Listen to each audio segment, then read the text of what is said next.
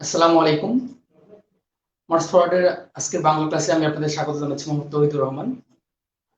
এর আগে আসলে আজকে ক্লাসটা আপনারা বোনাস ক্লাস পাচ্ছেন, যদিও আমি আপনাদের বাংলা ক্লাসটা মোটামুটি শেষ করে দিয়েছি। এর আগে একটা অলরেডি বিদায় নেওয়া হয়ে গিয়েছে, বিদায় নেওয়ার পরে আবার আপনাদের সঙ্গে আবার দেখা হচ্ছে, তো বিষয়টা খুব ভালো। আর এর মধ্যে তো বিএলএসসি স্পেশাল বিসিএস এর অলরেডি পরীক্ষা হয়ে গেছে, আপনারা প্রশ্নপত্র দেখেছেন। আর তাদের প্রশ্ন দেখে অনেকে হয়তো একটু মানে মজা নিচ্ছেন যে প্রশ্ন এত সহজ হলে তো আমি বিসিএস এ যতগুলো প্রশ্ন আছে সবগুলোর উত্তর পারতাম। আসলে এদের প্রশ্নটা একটু সহজ হওয়ার কারণ আছে, স্পেশালি বিশেষটা শুধু মেডিকেল ডাক্তারদের জন্য। তো তো ওদের প্রশ্ন তুলনামূলক সহজ হবে, খুবই স্বাভাবিক।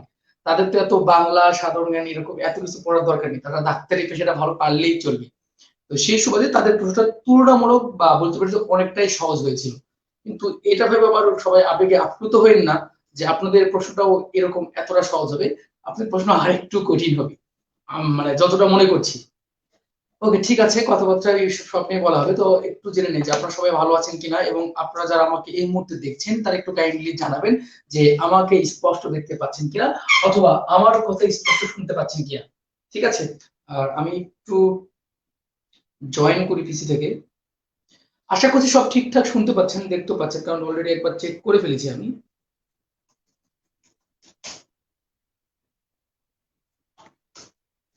আজকে তাহলে একটা কাজ করা যায়, আজকে যে কিছু মানে কনফিউজিং যে বিষয়গুলো আছে সেই বিষয়গুলো নিয়ে একটু ওভারঅল একটা ক্লাস হয়ে যায়। ধরেন গণিত তত্ত্ব থেকে কিছু প্রবলেম থাকে, তারপর হচ্ছে কারক থেকে কিছু প্রবলেম থাকে, সমাজ থেকে প্রবলেম থাকে, সংখ্যাবাচক শব্দ থেকে প্রবলেম থাকে, যেগুলোতে বেসিক্যালি আমাদের মানে প্রবলেম ফেস হয় বা আমরা প্রবলেম ফেস করি। সেইগুলো থেকে দু একটা প্রশ্ন নিয়ে আলোচনা করি। তাহলে দেখা যাচ্ছে পুরোটাই একটা কি বলতে পারি যে রিভিউ ক্লাসের মতো হয়ে যাবে। আর আপনাদের যদি কোনো নির্দিষ্ট কোনো টপিক্স এর প্রবলেম থাকে তাহলে সেটাও বলতে পারেন। ঠিক আছে, আমি ট্রাই করব ওই বিষয়টার উপরে কথা বলতে বা কোনো প্রশ্ন থাকলে ওটা নিয়ে সলভ করতে। ওকে, আমি একটু দেখছি যে আমার এখানে কি অবস্থা। আপনাদের কমেন্টটা শুধু দেখতে পাচ্ছি না, এই জন্য আমি বুঝতে পারছি না যে কি অবস্থা। তো এই জন্য ল্যাপটপটা একটু জাস্ট ওপেন করেছি, জাস্ট গ্রুপেও জয়েন করেছি। আর ততক্ষণে একটা প্রশ্ন দিয়ে রাখি, দেখি আপনার প্রশ্নের উত্তরটা করতে থাকুন। ঠিক আছে, এই প্রশ্নের উত্তরটা করতে থাকুন।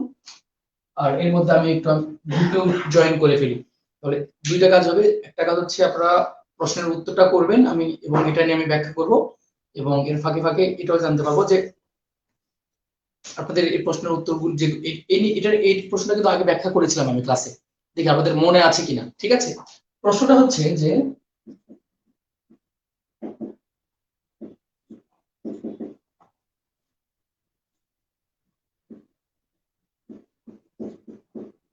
স্পর্শ বর্ণ কতটি।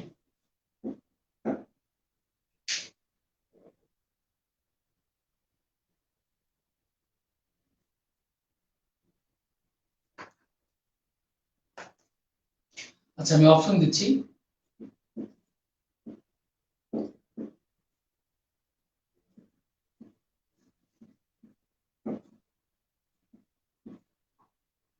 দেখা যাচ্ছে কি গ পর্যন্ত? হ্যাঁ, ঘটা নিচে লিখি, আপনারা এটা উত্তর করতে থাকুন, দেখি কার হয়। আর আমি একটু আপনাদের কমেন্ট চেক করার ব্যবস্থা করি, যদিও আমার পিসি খুব স্লো কাজ করছে। ওকে, এটা একটু সবাই ঝটপট উত্তর করতে দেখি যে স্পর্শ বর্ণ কতটি। একটু সাবধানে উত্তর করবেন, ঠিক আছে? অনেকে এই প্রশ্নের উত্তর খুব চমৎকার করে ভুল করে থাকেন, বিষয়টা খুবই মানে দৃষ্টিকটু হয়ে যায়।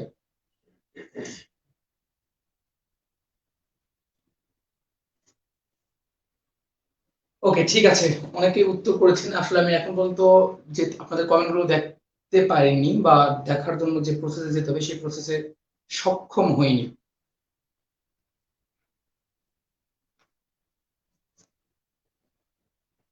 জানি না এই মুহূর্তে আমাকে কতজন দেখছেন।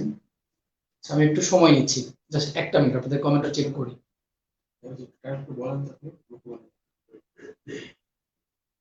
মাত্র গ্রুপে জয়েন আমি। ওকে,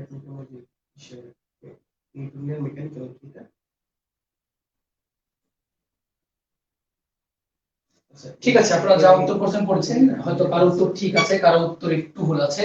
তবে একটু এটা নিয়ে আলোচনা করি, এটা নিয়ে একটু কনফিউশন হয়েই থাকে, অলওয়েজ এই জায়গাতে কনফিউশন হয়ে থাকে। কনফিউশনের বড় একটা কারণ আমরা যে ক্লাস 9 10 যে বইটা আছে এটাকে মানে বেশি ফলো করি, কিন্তু ক্লাস 9-10 এর বইটা অনেক আগের তৈরি একটা বই, ঠিক আছে। তো এই বইতে অনেক ইনফরমেশনের একটু ঝামেলা আছে। আসলে ঝামেলা বলার কারণ কি, যে এই বইটা তৈরি ছিল হচ্ছে শ্রদ্ধেয় মনির চৌধুরী স্যারের। তো উনি স্বাধীনতার পূর্বে কিন্তু এই বইটা লিখেছিলেন, কিন্তু এই বইটাকে এখনো আমরা মানে একদম কোরআন শরীফ বলেন বা ব্যাকরণের বাইবেল হিসেবে গ্রহণ করে রাখি, বিষয়টা অনেকটা এরকম। তো সেই দৃষ্টিতে উনি তখন যে তথ্যটা দিয়েছেন ওই সময়ের জন্য তথ্য ঠিক ছিল, কিন্তু পরবর্তীতে যখন ভাষা বিজ্ঞানীরা বা ব্যাকরণবিদরা যখন এটা বিষয়ে একটু গবেষণা করেছেন, এই বিষয়ে দেখতেছিলেন, তখন দেখা গিয়েছে যে আমরা স্পর্শধ্বনি আগে পড়তাম 25টি। কতটি পড়তাম? 25টি। কিন্তু এই তথ্যটি ভুল। এই তথ্যটি ভুল প্রমাণ করেছেন অনেকগুলি মানে ভাষা বিজ্ঞানী বা ব্যাকরণবিদ। তো এটা নিয়ে যে সঠিক তথ্যটা দিয়েছেন তা হচ্ছে আমাদের স্পর্শ বর্ণ হচ্ছে 16টি। স্পর্শ বর্ণ কতটি? 16টি। এই স্পর্শ বর্ণ যেখানে 16টি আছে, এই 16টি কি কি তা নিয়ে একটু আমরা দেখি। যে আমাদের এখানে ঝামেলাটা বাঁধে যে বর্গীয় বর্ণের সঙ্গে, আমাদের বেসিক যে ঝামেলাটা বাঁধে বর্গীয় বর্ণের সঙ্গে, কারণ আমরা জানি যে বর্গীয় বর্ণ হচ্ছে 25টি। বর্গীয় বর্ণ কয়টি? 25টি। এই বর্গীয় বর্ণকে আমরা আগে থেকে স্পর্শ বর্ণ হিসেবে জানতাম, কিন্তু এখানে দেখেন এই যে বর্গ আছে 5টা। কি কি বর্গ আছে? যে ক, চ, ট, ত, প, ঠিক আছে। এরপরে আছে ক, খ, গ, ঘ, ঙ। চর পর আছে ছ, এরপর হচ্ছে বর্গীয় জ, ছ, ঞ। টর পর আছে ঠ, ড, ঢ, মূর্ধন্য। তারপর আছে থ, দ, ধ, দন্তন্য। তারপর আছে ফ, ব, ভ, ম। তাই না? এই যে এখানে 25টা বর্ণ আছে, এই 25টা বর্ণকে আমরা বলছি স্পর্শ বর্ণ হিসেবে আগে জানতাম। কিন্তু এখানে একটু ঝামেলা আছে। ঝামেলাটা হচ্ছে যে এখানে শেষে যে 5টা বর্ণ আছে, এই 5টা বর্ণকে আমরা বলতে পারি যে নাসিক্য বর্ণ বা নাসিক্য ধ্বনি। এটা হচ্ছে নাসিক্য ধ্বনি। আবার দেখেন এখানে যে এই যে চ, ছ, জ, ঝ, এই যে 4টা আছে, এই 4টাকে বলা হচ্ছে যে ঘৃষ্ট ধ্বনি। কি ধ্বনি? ঘৃষ্ট ধ্বনি। এখন দেখেন বাংলা একাডেমির যে নতুন যে ব্যাকরণটা আছে, বা বাংলা একাডেমির যে নতুন যে অভিধান মানে ব্যাকরণের যে অভিধানটা আছে, এখানে কিন্তু মানে স্পষ্ট করে বলে দেওয়া আছে, এখানে স্পষ্ট করে বলে দেওয়া আছে যে স্পর্শ ধ্বনি 25টি নয়, স্পর্শ ধ্বনি হচ্ছে 16টি। স্পর্শ ধ্বনি কতটি? 16টি। কোন 16টি? এই যে এইদিকে নাসিক্য বর্ণগুলো আছে এইগুলো বাদে এর সঙ্গে যে মাঝখানে চ, ছ, জ, ঝ, এগুলো হচ্ছে ঘৃষ্ট বর্ণ। তাহলে এদিকে 4টা, এদিকে 5, তাহলে মোট বাদ যাচ্ছে কয়টি? 9টি। এখন টোটাল এখানে বর্ণ ছিল কতটি? 25টি। এই 25 থেকে যদি 9 বাদ দিই তাহলে থেকে 16টি। আর এই 16টি হচ্ছে আমাদের স্পর্শ বর্ণ। কি বর্ণ? স্পর্শ বর্ণ। আশা করছি পেরেছেন। আমি আসলে ট্রাই করছি গ্রুপটাতে জয়েন করার জন্য, কেন জানি আমি জয়েনই করতে পারছি না ল্যাপটপ থেকে, খুবই স্লো কাজ করতেছে হয়তো সেই কারণে। এই জন্য আমি আপনাদের কমেন্ট গুলো দেখতে পাচ্ছি না। আসলে কমেন্ট না দেখলে ক্লাস নেওয়াটা মানে শুধু শুধু বক বক করা খুব বিরক্তিকর। ওকে, আরেকটা প্রশ্ন দিয়ে ফেলি, আসেন দেখি উত্তর করেন। যদি বলা হয় যে মৌলিক স্বর বর্ণ কতটি?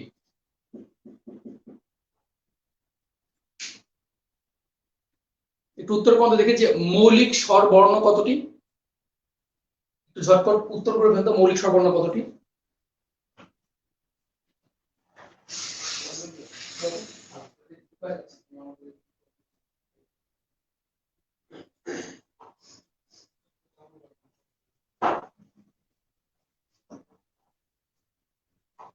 এটাতে কোনো অপশন ছাড়া উত্তর করেন দেখি যে মৌলিক স্বর বর্ণ কতটি?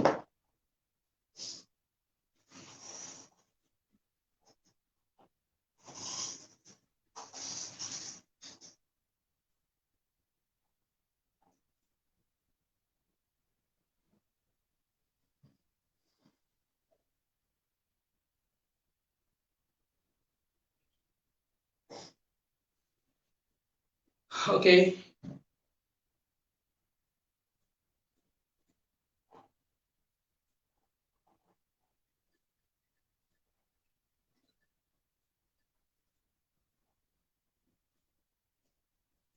আচ্ছা ঠিক আছে, এখন দেখতে পাচ্ছি যে আমার সঙ্গে তারা উত্তর করছেন। কেউ উত্তর করছেন 7, কেউ উত্তর করছেন 6। হ্যাঁ, রুহুল আমিন বলছে যে আগে ছিল 7। আচ্ছা, আগে 7 থাকলে এখন 6 আছে। আচ্ছা ঠিক আছে, দেখেন এটাও কিন্তু একটা কনফিউজিং প্রশ্ন। ঠিক আছে, সাইমা জামান আইরিনা উত্তর করেন 7। এটা বিষয়ে একটু কথা বলি। দেখেন এটার উত্তর হবে 6টি। এটার উত্তর কয়টি? 6টি। কারণ দেখেন যে মৌলিক স্বরধ্বনি আছে কয়টি? মৌলিক স্বরধ্বনি আছে 7টি। প্রশ্নটা কনফিউজিং। প্রশ্ন হচ্ছে যে মৌলিক স্বরধ্বনি, মৌলিক স্বরধ্বনি আছে 7টি। ওকে, এটা নিয়ে কোনো কনফিউজ নেই, এটা নিয়ে কোনো ঝামেলাও নেই। ঠিক আছে, তো ঝামেলা হচ্ছে যে মৌলিক স্বরবর্ণ। কারণ কি দেখেন, মৌলিক স্বরধ্বনি একটা এক্সট্রা একটা ধ্বনি আছে যেটাকে আমরা বলছি এ। ঠিক আছে, এই এটার উদ্ভাবক হচ্ছে আব্দুল হাই, ডক্টর মোহাম্মদ আব্দুল হাই বলতে হবে, যাক আব্দুল হাই। তো এই এ ধ্বনি আছে, কিন্তু এ বলে কোনো বর্ণ নেই। এ বলে কি নেই, কোনো বর্ণ নেই। এটা কিন্তু এ কিন্তু কোনো বর্ণের মধ্যে আসে না। এটা কি কোনো বর্ণ হিসেবে লিখি এ? না, এটা কিন্তু উচ্চারণ করা হয়, অর্থাৎ এরই একটা বিকৃত রূপ বা বিবৃত রূপ। এ ধ্বনির বিবৃত রূপ হচ্ছে এ। তো এইটা হচ্ছে ধ্বনি, কিন্তু এটা কোনো বর্ণ নেই। এই জন্য দেখেন মৌলিক স্বরধ্বনি 7টি, এই একটা বর্ণ কমে গিয়ে হয়ে গেছে 6টি। ওকে, আশা করছি বুঝতে পেরেছেন। ওকে, একটু জানাবেন যে আপনারা এটা বুঝতে পেরেছেন কিনা। ঠিক আছে, এবার আসেন আরেকটা প্রশ্ন দিয়ে দেখি।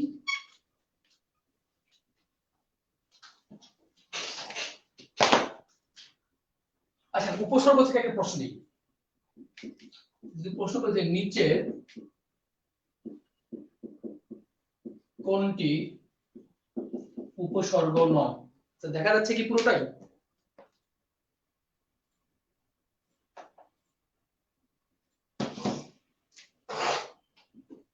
ক নম্বর অপশন দিলাম হচ্ছে প্রতি, খ নম্বর হচ্ছে কার, গ নম্বর হচ্ছে কম, ঘ নম্বর হচ্ছে পরি। উত্তর কোনটা দেখি, যে নিচের কোনটি উপসর্গ নয়। আজকে কিছু কনফিউজিং প্রশ্নের এগুলোই চলবে, যে উত্তরের প্রশ্ন। আর আপনাদের যদি কোনো নির্দিষ্ট কোনো টপিক প্রবলেম থাকে, যে বলতে পারেন যে স্যার বা ভাইয়া, মানে যেটা আপনি প্রিফার করেন অ্যাড্রেস করতে পারেন, কোনো সমস্যা নেই, আমি ওই টপিকটা একটু কথা বলবো। হ্যাঁ, শারমিন আক্তার শামা উনি কমেন্ট করতেছে ডক্টর মোহাম্মদ আব্দুল হাই নতুন অ্যাধুনিক প্রতিষ্ঠা করেন। আপনি সঠিক উত্তর দিয়েছেন, এর জন্য আপনাকে কেয়ার কসমেটিক্স এর পক্ষ থেকে কিছুই দেওয়া হবে না। ওকে, ঠিক আছে। শাহজান আলী বলছেন প্রত্যয়, প্রত্যয়ের ক্লাস নিয়েছি, প্রকৃতি প্রত্যয় পুরো ক্লাস নিয়েছি, আপনার ফাইলটা রেকর্ড আমি ছবিটি লাস্টে দিয়ে দিব। ওকে, খাদিজা বেগম সাদিয়া উত্তর করছেন কার, চমৎকার উত্তর দিয়েছেন, থ্যাংক ইউ। জেনি আক্তার বলছেন কার, বাহ খুব ভালো উত্তর দিয়েছেন। এরপরে ফাতেমা উত্তর দিয়েছেন গ, গ মানে হচ্ছে কম। ওকে, উনি বলছেন কম। জাকির ইসলাম বলছেন কার, আইরিন আক্তার বলছেন কার। বুঝলাম না সবাই কার কার কেন করছে, সবার কি কার লাগবে? আমার একটা লাগবে, হয়তো ইনশাআল্লাহ আগামী 4 বছর পরে আপনাকে গিফট করি, সমস্যা নেই। ওকে, কার বলছে। আসেন এই উত্তরটা এখন কিন্তু যারা উত্তর করেছেন তাদেরকে সবাইকে থ্যাংক ইউ, চমৎকার উত্তর করেছেন। আপনাদের উত্তর দেখে আমি আপ্লুত হয়েছি, প্রীত হয়েছি, খুশি হয়েছি। তার মানে এতক্ষণে বুঝে যাওয়ার কথা যে আপনারা সবাই কনফিডেন্সের সাথে উত্তরটি ভুল দিয়েছেন। ঠিক আছে, এটার উত্তর আসলে হবে প্রতি, উত্তর হবে প্রতি।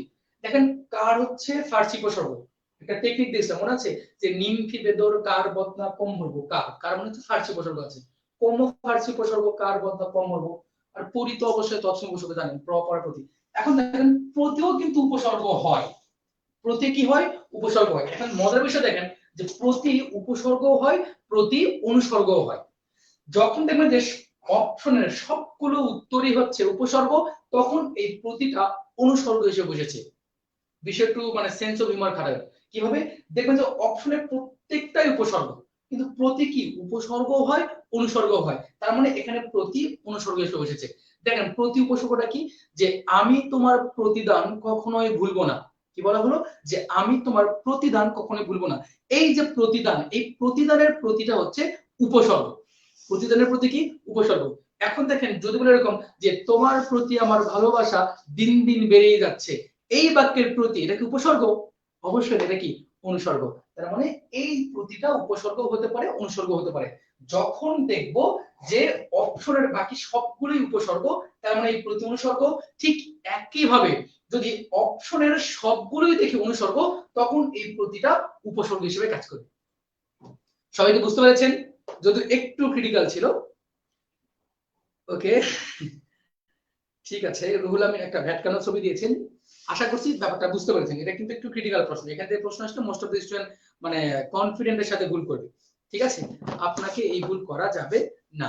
আর যদি বুঝে থাকেন একটু কাইন্ডলি আমাকে জানাবেন, যারা এই মুহূর্তে দেখছেন যে জানাবেন যে আপনারা বুঝতে পেরেছেন কিনা বা ঠিকঠাক আছে কিনা। ওকে, আর এখানেও যদি কোনো এখনো কনফিউশন লেগে থাকে তাহলে সেটাও একটু কমেন্ট করে জানাবেন, আমি আপনাদের কমেন্টগুলো চেক করতে পারছি। ওকে, খাদিজা বেগম সাদিয়া ধন্যবাদ জানিয়েছেন, বাহ চমৎকার, যে আপনি ধন্যকে বাদ দিচ্ছেন কেন, ধন্য যোগ বলে। ঠিক আছে, এটা একটা গেল, এবার আসেন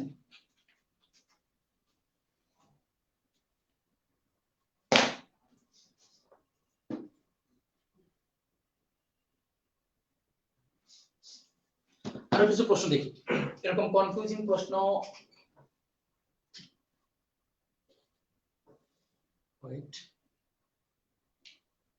আচ্ছা, একটু উপসর্গ নিয়ে যদি কথা হচ্ছে, আপনার উপসর্গ একটু বের করে দেখান তো। যদি বলা হয় যে সন্ন্যাসী, দেখি সন্ন্যাসী শব্দের কতটি উপসর্গ আছে বের করে, যে উপসর্গ কতটি।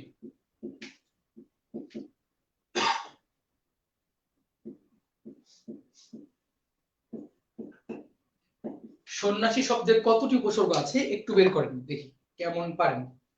ওকে, সাইমা খান থ্যাঙ্কস জানিয়েছেন। একটু বের করেন যে সন্ন্যাসী শব্দে কতটি উপসর্গ আছে। দেখি যিনি উত্তর করতে পারবেন তাকেও আমি ধন্যবাদ জানাবো, আপাতত ধন্যবাদ জানানো ছাড়া আর কিছুই করার নেই। ঝটপট উত্তর করেন যে সন্ন্যাসী শব্দে কতটি উপসর্গ আছে, পারবেন? এটা শর্টকাট টেকনিক আছে, আসলে আমরা উপসর্গ পারি যে উপসর্গ কি কি আছে, কিন্তু আমাদের মানে প্রবলেমটা হচ্ছে যে উপসর্গ কিভাবে বের করতে জানি না, কারণ আমরা ছোটবেলা থেকে মুখস্থ করে আসি এবং বড় হয়েও মুখস্থ করার ধান্দায় থাকি, কিন্তু উপসর্গ মুখস্থ করে কতগুলো শব্দ উপসর্গ মুখস্থ রাখবেন, পারবেন না। ঠিক আছে, এটা যারা যারা শর্টকাট টেকনিক আছে সেই টেকনিকটা আপনাকে জেনে নিতে হবে। তো রুহুল আমিন ভাইয়া কমেন্ট করছেন দুটি, চমৎকার কমেন্ট করছেন, থ্যাংক ইউ। এরপরে আর কেউ ট্রাই করবেন, একটু ট্রাই করে দেখেন না কয়টা উপসর্গ আছে। ওকে, অনেকে আবার থ্যাংক ইউ বলার পরে ভয় পেয়ে গেছেন, দেখেন আমরা এটাকে ভাঙি। দেখেন উপসর্গ বের করার ফার্স্ট টেকনিকটা হচ্ছে, বিষয়টা হচ্ছে যে আপনাকে স্বাধীন শব্দ বের করতে হবে, কারণ উপসর্গগুলো সব সময় স্বাধীন শব্দের আগে বসে বা পূর্বে বসে। আমরা সংজ্ঞা শিখেছিলাম তিনটা টেকনিক দিয়ে, আপনাদের মনে আছে কিনা জানি না, যে উপসর্গগুলো হচ্ছে অব্যয়সূচক শব্দ বা শব্দাংশ স্বাধীন শব্দের পূর্বে বসে অর্থ পরিবর্তন করে, এই তিনটা হচ্ছে উপসর্গের ধর্ম বা সংজ্ঞা বলতে পারি। তো সেই সময় আমরা বলতেই পারি যে উপসর্গ বসে স্বাধীন শব্দের পূর্বে, তার মানে আমি যদি স্বাধীন শব্দটা বের করতে পারি এর পূর্বে যা কিছু থাকবে তা হচ্ছে আমার উপসর্গ। তাহলে এই যেখানে সন্ন্যাসী শব্দটা আছে, এখানে পরে একটা ই প্রত্যয় যুক্ত হচ্ছে, মেন শব্দ হচ্ছে সন্ন্যাস, ই প্রত্যয় বাদ দিলাম, মেন শব্দ হচ্ছে সন্ন্যাস। ঠিক আছে, তো সন্ন্যাস বা সন্ন্যাসী যেটা থাকা করে প্রবলেম না, মেন শব্দ হচ্ছে সন্ন্যাস। এখানে দেখেন স্বাধীন শব্দ কি পাবো আমরা, শেষের দিক থেকে স্বাধীন শব্দ বের করবো। শুধু শুধু থেকে স্বাধীন শব্দ হয় না, তার আগে কি আছে, আ আছে, আস বা আসো, অবশ্যই একটা স্বাধীন শব্দ পেয়েছি। তার মানে দেখেন এই যে এইটুকু হচ্ছে আমার উপসর্গ, কারণ কি স্বাধীন শব্দের আগে যা থাকবে তার পুরোটাই কি উপসর্গ। আসেন আমরা এখন বের করা শুরু করবো, যেহেতু উপসর্গ শুরুর দিকে বসে বা প্রথমে বসে, আমরা প্রথম দিক থেকে ট্রাই করবো। প্রথমে কি আছে, দন্তস্ব, বলেন দন্তস্ব উপসর্গ হয় কি হয় না, দন্তস্ব উপসর্গ হয় কি হয় না। সাব্বির আহমেদ বলছেন তিনটা, ফাতেমা রহমান বলছেন তিনটা, গুড, ভালো কমেন্ট করেছেন। এখন দেখেন স হচ্ছে উপসর্গ, অবশ্যই একটা উপসর্গ হয়, আমরা পড়েছি যে রাম সা সু স হা, মানে স হচ্ছে বাংলা উপসর্গ, আবার স হচ্ছে তৎসম উপসর্গ, দুটাই হয়। এরপরে গেছিলাম ন, আমরা নিয়ম শিখেছিলাম যুক্ত ব্যঞ্জনে ন থাকলে তা সেক্ষেত্রে তা ম হয়ে যায় সন্ধি নিয়মে, সন্ধি নিয়মটা অনেক এরকমই, যদি কোথাও ন থাকে বা অনুস্বর থাকে বা উম থাকে সেখানে ম বসাতে হয়। ওকে, ম বসিয়েছি, দেখেন শুধু ম বলে কোনো উপসর্গ নেই, যখন দেখবো যে শুধু ম বলে বা এরকম যদি কোনো বর্ণ পাই যা কোনো উপসর্গ হয় না, তখন তার পূর্বে একটা অ বসাতে হয়। তবে এই অ বসানোর আগে লক্ষ্য রাখতে হবে যে তার পূর্বে অ উচ্চারিত হচ্ছে কিনা। এখন দেখেন স্বর সঙ্গে অ উচ্চারিত হয় কি হয় না, অবশ্যই স্বর সঙ্গে অ উচ্চারিত হয়, যদি উচ্চারিত করে না বসে একসঙ্গে যুক্ত হয়ে যাবে সম, তার মানে এই পর্যন্ত হয়ে গেল সম। এরপর কি শেষে একটা ন আছে, এই নটা তার যুক্ত ব্যঞ্জন নেই, এই উপরের নটা যুক্ত ব্যঞ্জনে ঠিক আছে, কিন্তু পরের নটা যুক্ত ব্যঞ্জন এই নিচে আছে, তার মানে এই নটা ন আকারে আছে। জফল, আমরা জানি যে জফল থেকে রস্বইকার হয়, তাহলে সন্ন্যাসী দুটো উপসর্গ আছে, সম যোগ নি। একটু কঠিন হয়ে গেছে, জানি না বুঝতে পেরেছেন কিনা, এটা লিটল বিট টাফ। তার মানে উপসর্গ আছে দুইটা, আরেকটা দিয়ে এটা শেষ করে দিচ্ছি। সবচেয়ে কমন যা ক্লাস 9-10 থেকে পড়ে আসছেন এবং সবচেয়ে বেশি পরীক্ষায় প্রশ্ন এসেছে যে উপসর্গ থেকে, যে প্রশ্নটা তা হচ্ছে সমবিব্যাহার শব্দে কয়টা উপসর্গ আছে, বের করেন দেখি। এটা সবাই পারে, খুব সহজ এবং মুখস্থ, যে সমভিব্যাহার শব্দে কতটি উপসর্গ আছে। ওরা বিনতে বলছে যে বাংলা উপসর্গ সহ, হ্যাঁ এটা বাংলা উপসর্গ হয়, আবার সংস্কৃত এই সন্ন্যাস বা সন্নিহিত এটা সংস্কৃত উপসর্গ। ওকে, একটু ঝটপট উত্তর করে দেখি যে সমভিব্যাহার শব্দে কয়টি উপসর্গ আছে।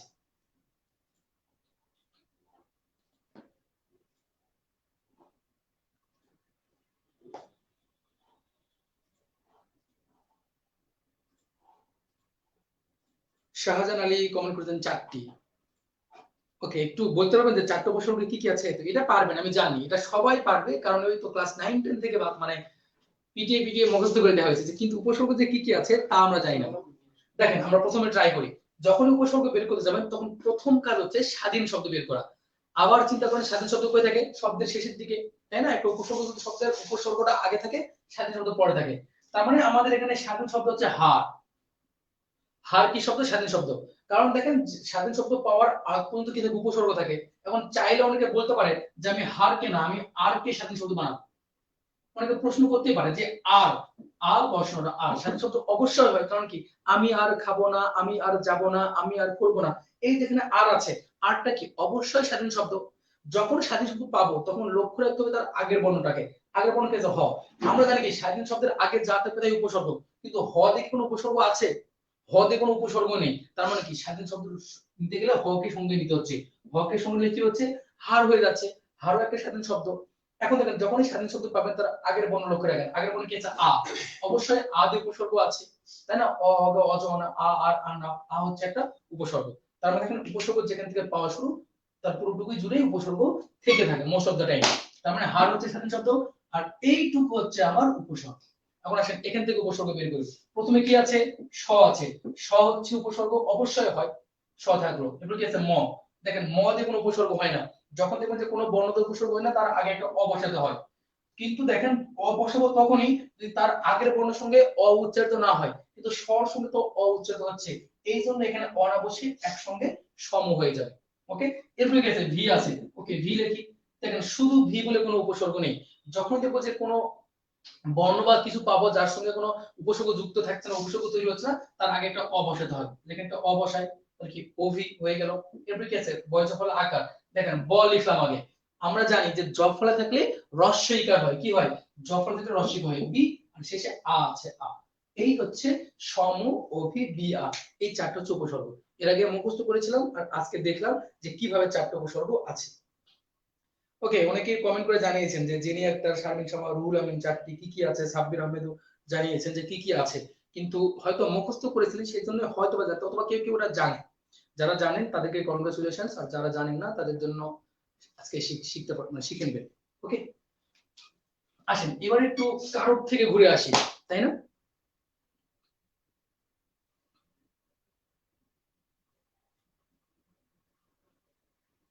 আচ্ছা, কারোর থেকে যদি বলি একটা কমন প্রশ্ন, যদি বলি এরকম যে খিলিপান দিয়ে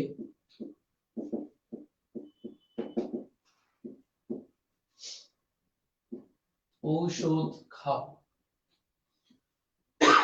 ওকে, একটু উত্তর করবেন। খিলিপান কোন কারকে কোন বিভক্তি? খিলিপান দিয়ে ঔষধ খাবো, এটা একটু ঝটপট উত্তর কোনটা দেখি, যে এটা কোন কারকে কোন বিভক্তি হবে? যে খিলিপান দিয়ে ঔষধ খাবো।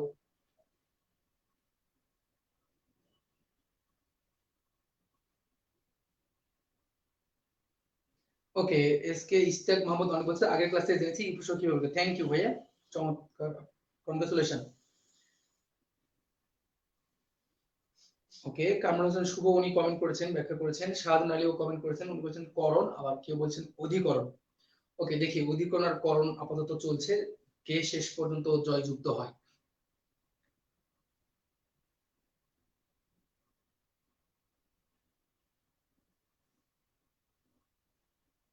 ওকে, ফাতেমা আক্তার বলছেন অধিকরণ, গুড।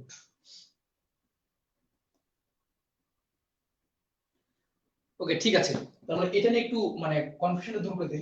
এখানে প্রবলেম হচ্ছে যে আমরা জানি যে মানে যা হচ্ছে ক্রিয়াটাকে সম্পাদন করবে, বা যার মাধ্যমে, যার উপায়ে, যার সাহায্যে, যার দ্বারা ক্রিয়া সম্পাদিত হয় তাকে আমরা করণ কারক বলি।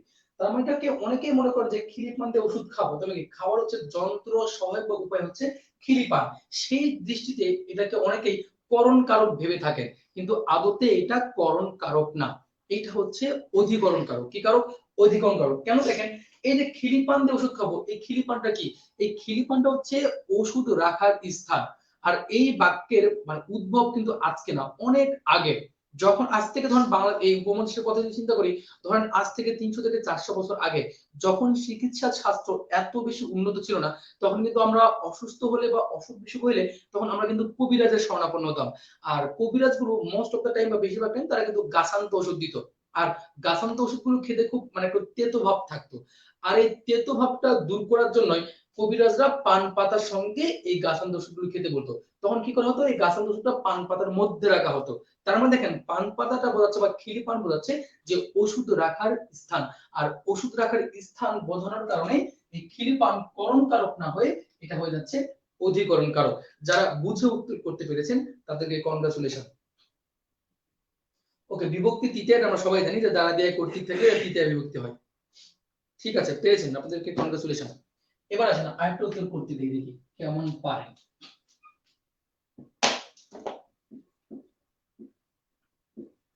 যেখানে বাঘের ভয়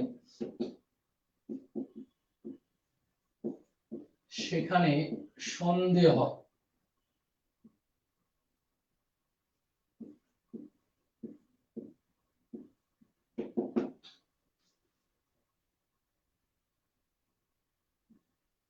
এটা করেন দেখি, যে যেখানে বাঘের ভয় সেখানে সন্দেহ।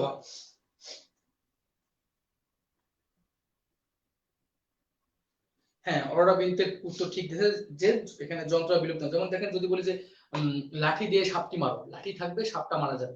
এটা হচ্ছে সাপ মারার একটা যন্ত্র সহায়ক বা উপায়। ঠিক একই ভাবে যে হচ্ছে বলতে পারি যে চামচ দিয়ে ভাত খাবো, চামচটা কিন্তু আপনার হচ্ছে করণ কর, কারণ কি চামচ যখন ভাত খেয়ে ফেলি তখন আমরা চামচটা খেয়ে ফেলি না। চামচ হচ্ছে ভাত খাওয়ার যন্ত্র সহায়ক বা উপায়। কিন্তু খিরি পানটা যখন ওষুধ খাবেন তখন কিন্তু পানটা সহ খেয়ে ফেলবেন। ঠিক আছে, এই আর কি।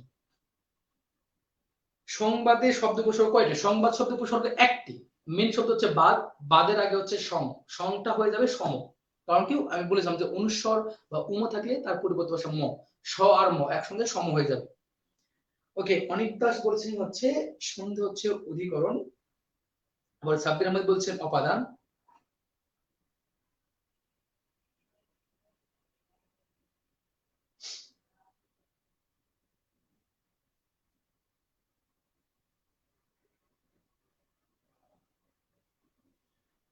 ওকে, ঠিক আছে।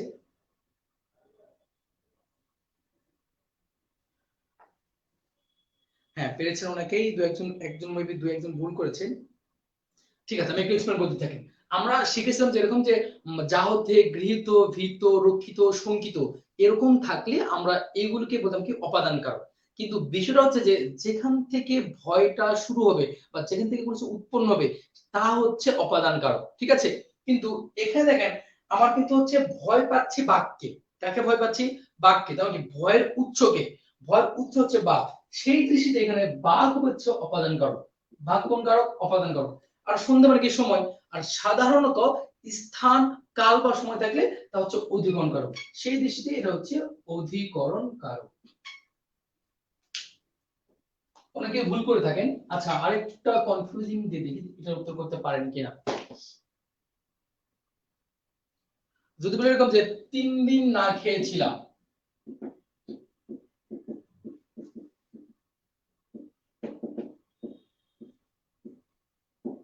ওকে, উত্তর কোন দেখি যে 3 দিন, এটা কোন কারক হবে? যে 3 দিন না খেয়েছিলাম।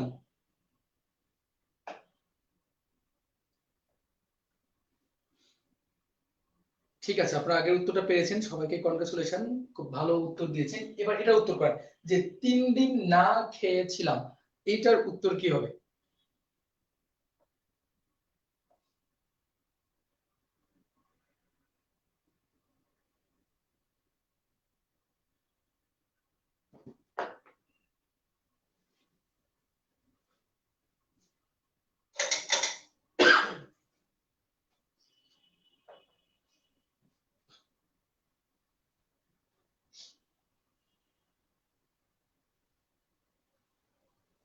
ওকে, অনেক দাস কমেন্ট করেছেন, কামরুল হাসান শুভ কমেন্ট করেছেন, দুনিয়া কমেন্ট করেছে, ফাতেমা ভাই আগের পর।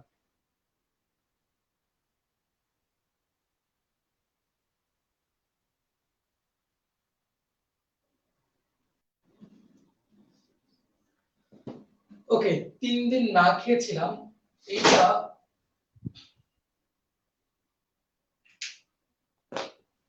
ঝটপট উত্তর করেন, এটা কি হবে? অনেকে অপাদান আর অধিকরণ এখানে ফেস খেয়ে গেছেন। মজাটা এখানে যে 3 দিন না খেয়েছিলাম, এটা অপাদান না অধিকরণ?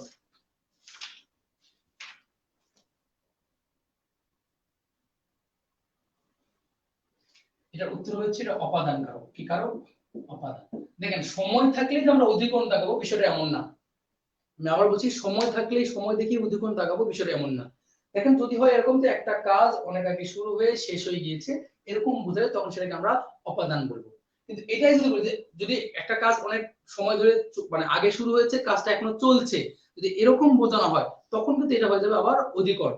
যেমন দেখেন, যদি বলি এরকম যে 2 দিন থেকে না খেয়ে আছি, যদি প্রশ্ন হয় এরকম যে 2 দিন থেকে বা 3 দিন থেকে না খেয়ে আছি, তখন কিন্তু এটা ঠিকই অধিকরণ। আর যদি বলা হয় যে 2 দিন না খেয়েছিলাম, মানে কি 2 দিন না খেয়েছিলাম এখন খাচ্ছি, তাই না, তখন কিন্তু এটা হয়ে যাচ্ছে আপনার অপাদান কারক। কনফিউজিং, আসলে ভুল করবেন, কিন্তু আপনার ভুল করে এটা যাবে না। ঠিক আছে? আচ্ছা, আরেকটা মজার প্রশ্ন নেই, দেখি এটা পারেন কিনা। এটা মানে এইটার ক্লাসটা আমি ফ্রি নিয়েছিলাম, যে হচ্ছে সংখ্যাবাচক শব্দ, এবং ধীরে ধীরে মানে প্রত্যেকটা সংখ্যাবাচক শব্দের কিভাবে নিরূপণ করা যায়, মানে একদম প্রথমের দিকে, জানি না ক্লাসটা আপনাদের মনে আছে কিনা, একটু ট্রাই করে দেখেন তো, যে 44-এর ক্রমবাচক রূপ কি?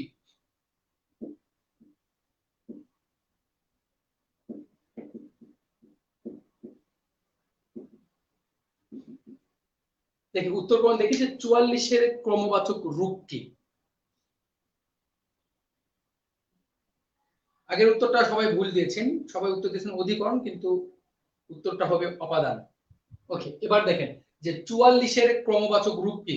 আর আপনাদের যদি কোনো টপিকস নিয়ে যদি মানে প্রবলেম থাকে, সেটাও বলতে পারেন, আমি ওই বিষয়ে আলোচনা করব, ব্যাকরণের যে কোনো টপিকস, মানে যেখান থেকে আপনার মানে নির্দিষ্ট টপিকস প্রবলেম হতে পারে। হঠাৎ করে বলবেন না যে ভাইয়া বা স্যার সমাস পড়ান, তাহলে এত বড় সমাস চ্যাপ্টার এই মুহূর্তে আপনাকে পড়ানো কোনোভাবে সম্ভব না। নির্দিষ্ট করে বলতে পারেন যে সমাসের এই অংশটা বোঝান বা এটা বুঝতে পারেন, সেটা কারকের হতে পারে, সেটা সংখ্যাবাচক শব্দ হতে পারে, ধ্বনির পরিবর্তন হতে পারে, যে কোনো কিছু। ঠিক আছে? দেখেন, এটা উত্তর করতে পারেন কিনা, যে 44-এর ক্রমবাচক রূপ কি। আচ্ছা, আমি কি অপশন দিব? ওকে, অপশন দিলে মানে খুব ভালো হয়। আসেন অপশন দিচ্ছি, তারপর উত্তর করে দেখেন পারেন কিনা। যে অপশন দিয়ে একটা হচ্ছে,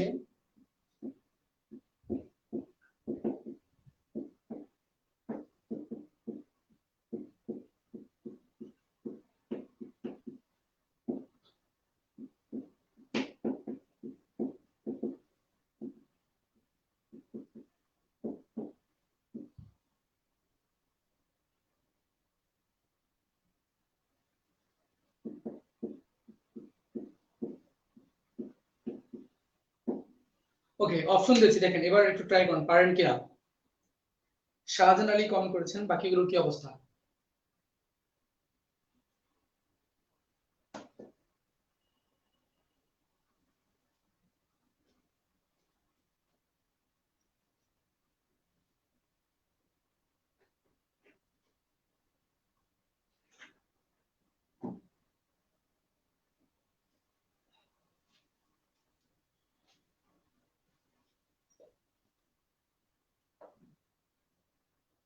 ওকে, এরপরে কেউ উত্তর করছেন খ, কেউ ঘ, মানে ডি ঘ, তবে খ সংখ্যা সবচেয়ে বেশি।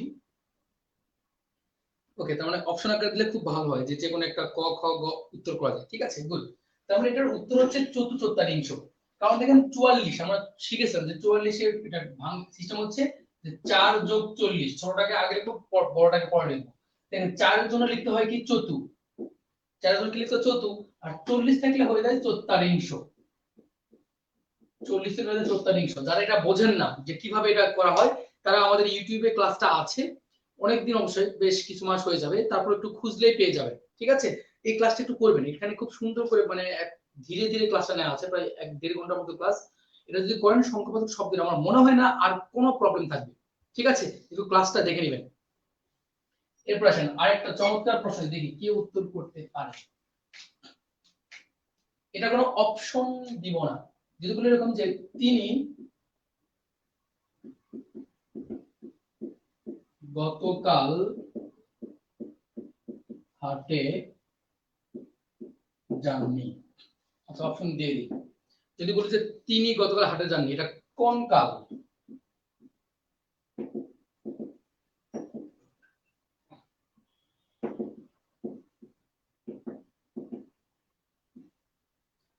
অপশন কতে বলছে সাধারণ বর্তমান, খতে বলছে সাধারণ অতীত, গতে বলছে যে ঘটমান বর্তমান, ঘটিত বর্তমান।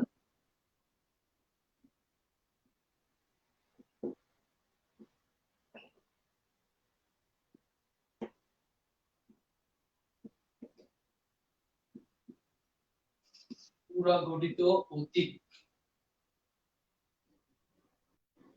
ওকে, দেখি উত্তর কোনটা, দেখি এটার উত্তর কে পারেন। সাধারণত বলছে যে সংখ্যার ক্লাস হ্যাপি মজার, হ্যাঁ এটা বেশ ভালোভাবেই নিয়েছি। একটু দেখেন, যারা দেখেননি ক্লাসটা অনেক কিছু বুঝতে পারবেন। এটার উত্তর করেন যে কামরুল হাসান শুভ উত্তর করেছেন পুরা গঠিত অতীত, মানে গ নাম্বার কমেন্ট করেছেন, সরি ঘ নাম্বার কমেন্ট করেছেন। অনেক দাস উত্তর করেছেন যে সাধারণ অতীত, গুড। কিন্তু মেরুন নেশা সোমা স্বর্ণা আপু নিয়ে আবার একটু মানে স্রোতের বাহিরে গিয়ে কমেন্ট করেছেন যে ক, ভেরি গুড। শারমিন রহমান শামা উত্তর করেছেন ঘ, পুরা গঠিত অতীত, গুড। আর কেউ আছেন অনেকেই, দেখি। এস কে ইশতিয়াক মাহমুদ অনিক, এস কে মানে কি সরকার না জানি না। ওকে ঠিক আছে, একটু ট্রাই করেন।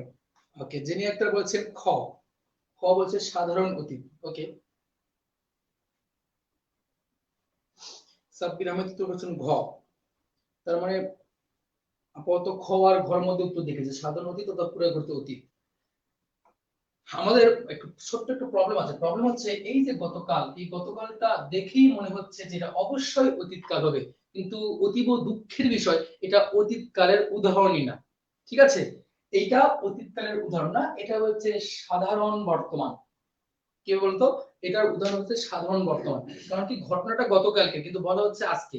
দেখেন যদি এরকম বলি যে চণ্ডীদাস বলেছেন সবার উপরে মানুষ সত্য তাহার উপরে নাই, তার মানে কি চণ্ডীদাস বলেছে অনেক আগে, এটা কি আমি মানে অতীতকাল বলবো না, এটা বর্তমান কালের মধ্যে পড়বে।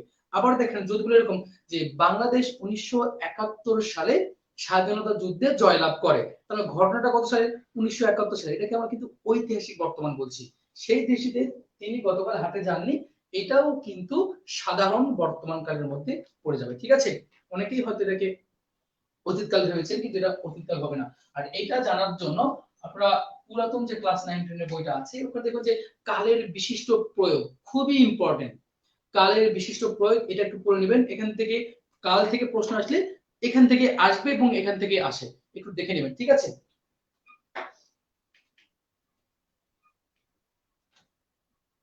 ওকে আরেকটা দিয়ে দেখি আপনারা কেমন পারেন এটা।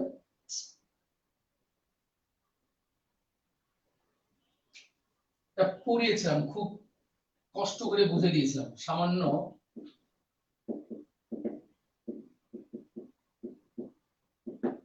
সামান্য একটু দুধ দাও। ঠিক আছে, এই বাক্যের একটু, এই বাক্যের একটু পদ কোন পদের উদাহরণ? খ নম্বর হচ্ছে বিশেষণ, সরি খ না, ক নাম্বার।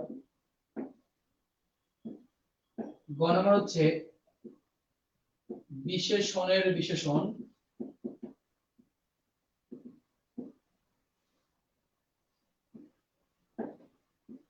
এরপরে গ নম্বর হচ্ছে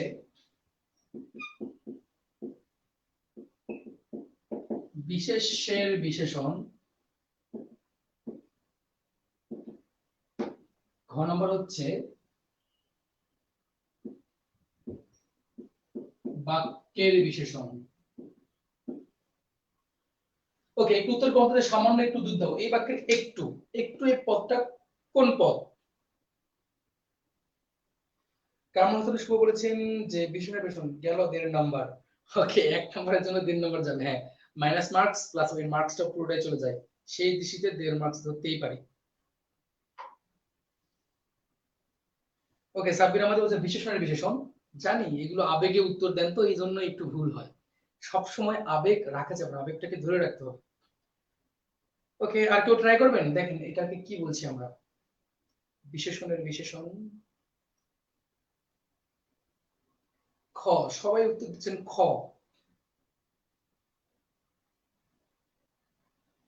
ঠিক আছে, অনিক দাস বলছেন না আমি খতে যাব না, আমি গতে যাব। ওকে, ঠিক একইভাবে অরোরা ফাতেমা বলছেন গ। ঠিক আছে, আসেন একটু রেসপন্স করি আমি আমার মতো করে। দেখেন, আমরা বিশেষণের সংজ্ঞাটা কি জানি, যে যে পদগুলো অন্য পদকে, অন্য পদ না, এই বিশেষণ পদ এমন একটা পদ যে যে কোনো পদকে মডিফাই করতে পারে, সে নিজেকে নিজেকেও মডিফাই করতে পারে, অর্থাৎ বিশেষণ বিশেষণকে মডিফাই করতে পারে বা বিশেষায়িত করতে পারে। মনে রাখবেন যে বিশেষণ পদ যে পদটাকে মডিফাই করবে সেই পদের বিশেষণ। যদি বিশেষণ পদ বিশেষ্যকে মডিফাই করে তাহলে কি হবে, যে বিশেষ্যের বিশেষণ। যেমন দেখেন, যদি বলি এরকম যে সম্রাট ভালো ছেলে, কি বললাম যে সম্রাট ভালো ছেলে, এই বাক্যের বিশেষণ কি ভালো, এই ভালোটা মডিফাই করছে কাকে, সম্রাটকে। সম্রাট কোন পদ, বিশেষ্য পদ। তার মানে দেখেন এই যে ভালো, এই ভালোটা হয়ে যাচ্ছে বিশেষ্যের বিশেষণ। কি বলা হলো, বিশেষ্যের বিশেষণ। আবার ঠিক একইভাবে যদি বলি যে সে রূপবতী ও গুণবতী, কি বলা হলো, যে সে রূপবতী ও গুণবতী। এখানে দেখেন রূপবতী ও গুণবতী হচ্ছে বিশেষণ, কিন্তু এই রূপবতী ও গুণবতী পর কাকে মডিফাই করছে, সে পদটাকে। সেটা কি, সর্বনাম। তাহলে এইটার নাম হয়ে যাবে সর্বনামের বিশেষণ। ঠিক আছে, এখন দেখেন এই বাক্যে, এই বাক্যে হচ্ছে সামান্য বিশেষণ, একটু বিশেষণ, এটা আমরা জানি। দুধ, দুধটা কি, দুধ হচ্ছে বিশেষ্য, দুধ হচ্ছে বিশেষ্য। দাও কি, দাও হচ্ছে ক্রিয়া। এখন দেখেন তো এই একটুটা মডিফাই করছে কাকে, যে একটু দুধ না একটু দাও। একটু চিন্তা করে দেখেন, এই যে একটু আছে, একটুটা মডিফাই করছে কাকে, একটু দাও। এটা কি হয়, একটু দাও তাহলে একটু কি দিবেন, প্রশ্ন থেকে যায়, তাই না? তার মানে আমরা বুঝতে পারছি এই একটু দাওকে মডিফাই করছে না, এই একটু মডিফাই করছে দুধকে। মানে দুধের পরিমাণ কতটুকু, একটু দুধ। যেহেতু দুধের নামটা কি আছে, দুধ কোন পদ, বিশেষ্য পদ। তাহলে এই যে একটু আছে, এই একটু নাম হবে বিশেষ্যের বিশেষণ, বিশেষ্যের বিশেষণ। খুবই মজার বিষয় যদি বুঝতে পারেন। এখন দেখেন এই যে সামান্য আছে, এই সামান্য আবার মডিফাই করে একটুকে, মানে কতটুকু একটু, সামান্য একটু। এখন দেখেন একটুর নাম বিশেষ্যের বিশেষণ, তাহলে সামান্য নাম কি হবে, বিশেষ্যের বিশেষণের বিশেষণ। কারণ কি, যে যাকে মডিফাই করবে তার নামের পরে বিশেষণ বসবে। যেহেতু একটু মডিফাই করছে বিশেষ্যকে, এজন্য বিশেষ্যের পরে বিশেষণ আসছে। এই সামান্য মডিফাই করছে একটুকে, একটুর নাম হচ্ছে বিশেষ্যের বিশেষণ। তার মানে সামান্যকে আমরা বলতে পারবো যে বিশেষ্যের বিশেষণের বিশেষণ, বিশেষ্যের বিশেষণের বিশেষণ। দেখেন এই উদাহরণটা আজীবন মুখস্থ করে এসেছেন, যে সামান্য একটু দুধ দাও, কিন্তু আপনারা কখনো খেয়ালই করেননি তখন আন্ডারলাইন থাকতো সামান্য নিচে, কিন্তু আমি তো সামান্য নিচে আন্ডারলাইন দিব না, কারণ আমি জানি আপনি ভুলটা করেন, ভুলটা করাটাই জরুরি। দেখেন আন্ডারলাইন কিন্তু একটু নিচে দিয়েছি, একটু কিন্তু আর বিশেষণের বিশেষণ না। প্রায় সবাই বলতে পারে যে বিশেষণের বিশেষণ উত্তর করেছে, কিন্তু আসলে একটু হয় বিশেষণ, যদি আর যদি বিশেষের বিশেষণ থাকে তাহলে রাইট অ্যান্সার বিশেষের বিশেষণ। ওকে, আশা করছি বুঝতে পেরেছেন, একটু ক্রিটিক্যাল ছিল। কামরুল শুভ বলছে বুঝতে পেরেছি ব্যাপারটা, ধন্যবাদ স্যার। ওকে, থ্যাংক ইউ, আপনাদেরকেও ধন্যবাদ। যারা বুঝতে পেরেছেন তাদেরকে থ্যাংক ইউ, আর যারা বুঝতে পারেননি তারা আবার কমেন্ট করতে পারে। ওকে, ঠিক একইভাবে আরেকটা প্রশ্ন আছে এরকম, যে রকেট অতি দ্রুত চলে। এখানে কিন্তু রকেট অতি দ্রুত চলে, অতি হচ্ছে বিশেষণের বিশেষণ, কিন্তু দ্রুত কিন্তু ক্রিয়া বিশেষণ, কারণ এই চলেকে দ্রুত মডিফাই করে। সো মাথায় রাখবেন যে কার নিচে আন্ডারলাইন করা আছে, কোন পদটার হচ্ছে পদ নির্ণয় করতে বলেছে, যে পদেরটাকে পদ নির্ণয় করতে বলবে সেই পদটাকে দেখবেন। ঠিক আছে, উদাহরণ দেখবেন না, উদাহরণ দেখবেন তো ধরা খেয়ে যাবে। কারণ এই উদাহরণগুলো খুবই কমন, এখান থেকে পরীক্ষায় অহরহ প্রশ্ন আসে, কিন্তু লক্ষ্য রাখতে হবে যে কার নিচে আন্ডারলাইনটা এসেছে। ঠিক আছে, না হলে ঠিক ঠিক ওই অ্যাডমিশনের মানে বাচ্চাদের মতো এসে বলবেন যে ভাইয়া 25টার মধ্যে 25টা হয়েছে, ঠেকাই কে, পরে দেখা গিয়েছে যে 25টার মধ্যে মানে 25টা তো দূরে থাক, 15টাই হয় না, শেষমেশ 5 পেয়ে ফেল করে থাকি, এরকমও দেখা যায়। তো আশা করছি আপনাদের সেই প্রবলেমটা থাকবে না।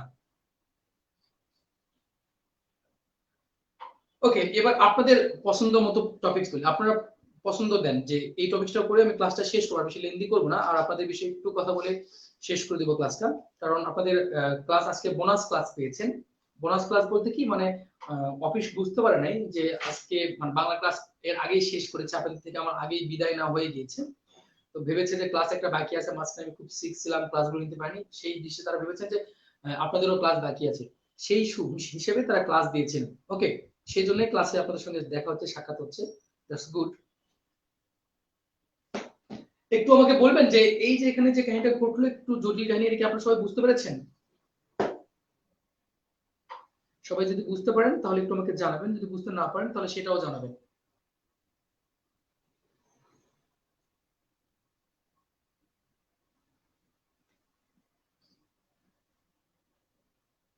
বাংলার ক্ষেত্রে হলে অবশ্যই যদি ইয়েস্টারডে থাকবে, যে he did not go to the market, yesterday যদি থাকে, বা তিনি গতকাল, বা হি আসলে ইয়েস্টারডে হ্যাভ নট, যাননি, যান নাই। দেখেন বাংলাদেশ সিস্টেমটা এরকম যে বাংলা ক্রিয়ার সঙ্গে ইংরেজির কথা বাদ, এগুলো ইংরেজি টিচারকে জিজ্ঞেস করবেন, আমি ইংরেজি খুবই কম পারি, একবারে যে পারি না তারা, পারি কিন্তু কম। দেখেন যদি বাংলা ক্রিয়াপদের শেষে, আমি আবার রিপিট করছি, বাংলা ক্রিয়াপদের সাথে না, নি, নাই, কি কি, না, নি, নাই থাকলে এটা আপনার হচ্ছে সাধারণ বর্তমানে চলে আসে। ওকে, ওকে, সামনে সবচেয়ে বুঝেছি। অনন্যই অব্যয়, ওকে, মেহরুনিসা স্বর্ণ বলছে অনন্যই অব্যয়, ঠিক আছে, আসেন অনন্যই অব্যয় নিয়ে একটু কথা বলি। এরকম টপিকস এর নাম বলবেন যে অনন্যই অব্যয় বুঝি না, মনে করেন আপনারা প্রশ্ন করবেন আমি উত্তর দেবো, আপনারা প্রশ্ন করবেন আমি উত্তর দেবো। মাঝে মাঝে একটু নিজেকে ডক্টর জাকির নাইক ফিল করতে ভালো লাগে, ঠিক আছে, উনি হয়তো ইসলামী বিষয়ে খুব পারদর্শী আছে, কোরআন শরীফ বা এইসব ধর্মীয় বিষয়ে খুব ভালো জ্ঞান আছে, আর আমি চেষ্টা করছি যে ব্যাকরণ বিষয়ে একটু ভালো জ্ঞান আহরণ করার জন্য, যা আমি জানবো না তা আপনাদেরকে জেনে নিব, আর আমি যা জানি তা আপনাদেরকে জানিয়ে দিব। এটা হচ্ছে আমার মতো, ঠিক আছে, এমন না যে আমি সব জানি বা আমার সব জানা আছে, অবশ্যই আমি অনেক অল্প জানি, অনেক কম জানি, আমি আপনাদের কাছ থেকে অনেক কিছু শিখতে চাই। আসেন অনন্যই অব্যয় নিয়ে একটু কথা বলি। দেখেন এই অনন্যই অব্যয়টা হচ্ছে একদম মেয়েদের অলংকারের মতো। ওকে, আমার ফোনে চার্জও শেষ হয়ে আসছে, একদম খুবই কম। ওকে, এটা শেষ করে দিচ্ছি, আর আপনারা একটু বলবেন। দেখেন অনন্যই অব্যয় হচ্ছে মেয়েদের গায়ের অলংকারের মতো। ধরুন কোনো মেয়ে যদি গায়ে অলংকার পরে, তাহলে কিন্তু মেয়েটাকে দেখতে খুব সুন্দর লাগে, ভালো লাগে। কিন্তু অলংকার যদি না পড়ে, তাহলে কিন্তু তার কিচ্ছু যায় আসে না, কোনো ক্ষতি হয় না। ঠিক এই পদের ক্ষেত্রে যে অনন্যই পদগুলো বাক্যের যা সৌন্দর্য বৃদ্ধি করে, বাক্যে থাকলে ভালো, না থাকলে কিচ্ছু যায় আসে না। যেমন ধরেন আপনি হাঁটছেন, হাঁটতে হাঁটতে হঠাৎ করে কোথাও হোঁচট খেয়েছেন, ব্যথা পেয়েছেন, ব্যথা পেয়ে বলছেন যে উফ বড্ড ব্যথা পেয়েছি, বড্ড ব্যথা পেয়েছি। ওকে, এখানে একটা আশ্চর্যজনক চিহ্ন দিতে পারেন যে উফ বড্ড ব্যথা পেয়েছি। তার মানে দেখেন আপনি কিন্তু সিম্পলি বলতে পারতেন যে বড্ড ব্যথা পেয়েছি, বাক্য কিন্তু একেবারে ওকে, কোনো সমস্যা নেই। কিন্তু তারা বলছে যে উহ বড্ড ব্যথা পেয়েছি, এই যে উ, এটাই কিন্তু বাক্য অলংকার, বাক্যটাকে সুন্দর করছে। এই অনন্যই অব্যয়টা হচ্ছে বাক্য অলংকার। এক কথায় আপনাদের ইন্টারজেকশন এবং এক্সক্লেমেটরি সেন্টেন্সের জন্য যে উদাহরণগুলোর জন্য হয়ে থাকে, আমরা সেগুলিকে বলতে পারছি অনন্যই অব্যয়। ঠিক আছে, প্রকৃতি প্রত্যয়ের ক্লাস আমি নিয়েছি, একটা আজকে শীট দেওয়ার কথা, মানে ছবি দেওয়ার কথা, অনেকে হয়তো মেসেজ করে পাননি, আমি আজকে দিয়ে দিব, একটু আজকে আমাকে কষ্ট করে আরেকবার নক দিবেন। আসলে আমি এক্সট্রিমলি সরি, আমি খুবই ব্যস্ত ছিলাম, কয়েকদিন ধরে মাঝখানে অসুস্থ ছিলাম। আমার একটা বইয়ের কাজ নিয়ে মানে অতিরিক্ত ব্যস্ত, যদিও এটা মানে বিসিএস এর জন্য না, এটা হচ্ছে অ্যাডমিশন টেস্ট স্টুডেন্টদের জন্য, একটা আমার মডেল টেস্ট আসতেছে। এটা যদি আপনাদের কোনো ছোট ভাই বোন থাকে তাদেরকে সাজেস্ট করতে পারেন, এটা বেসিক্যালি বি এবং ডি ইউনিট বা আর্টস এবং বিভাগ পরিবর্তন যারা আছে তাদের জন্য একটা মডেল টেস্ট, পূর্ণাঙ্গ মডেল টেস্ট আসছে। এটা নিয়ে প্রচুর কাজ করছি, এই জন্য হয়তো অনেকের মেসেজ দেখিনি বা কথা বলছেন। একদম বলছেন দ্বিরুক্তি, দ্বিরুক্তি অলরেডি বিসিএস থেকে প্রশ্ন আসছে, তাই না, জ্বর জ্বর, দেখেন জ্বর জ্বর সামান্যতা অর্থে, এটা হচ্ছে আপনার পদের দ্বিরুক্তি। অপদান কারক আর সম্পাদন কারক, আমি কারকের ক্লাস খুব সুন্দর করে দুইবার নিয়েছি, একটু কারকের ক্লাস খুব দেখবেন। যদি কারকের ক্লাস না পেয়ে থাকেন তাহলে আমি খুব শীঘ্রই আমার গ্রুপ তৌহিদ বাংলা পাঠশালা, এই গ্রুপটাতে যুক্ত হবে। আমি এখানে অলরেডি একটা সমাজের ক্লাসের ছোট্ট একটা টপিক্সের ক্লাস নিয়েছি, এর পরবর্তী ক্লাসটা দুটা ক্লাস নিব, দুটা ক্লাস, একটা সমাজের উপর যাবে আরেকটা ক্লাস, এরপরে হচ্ছে কারকের উপর ক্লাসটা নিব। তো একটু আমার গ্রুপটাতে একটু নজর রাখবেন, আমার গ্রুপের নাম হচ্ছে তৌহিদ বাংলা পাঠশালা, ঠিক আছে, ইংলিশে লিখলে আমার গ্রুপে চলে আসবে, ওই গ্রুপে একটু নজর দিবেন, ক্লাস পেয়ে যাবেন ইনশাআল্লাহ। সেদিন আমরা অপাদান ও সম্পাদন কারক নিয়ে আলোচনা করবো, এবং যা যা এক্সেপশন আছে, যেগুলো প্রবলেম আছে সেগুলো নিয়ে আলোচনা করবো, ঠিক আছে। ওকে, আর কোনো কারো প্রশ্ন আছে?